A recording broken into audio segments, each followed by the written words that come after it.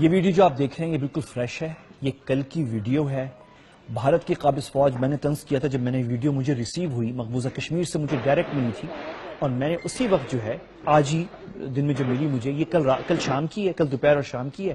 جیسے مجھے ریسیو ہوئی میں نے اس سے ٹویٹر پہ لگائی، اور ساتھ ہی میں نے انگریزی میں لکھا یہ بھارت کی فوج ہے جو کشمیر میں جمہوریت اور فریڈم اور ڈیموکریسی جو ہے وہ پھیلا رہی ہے۔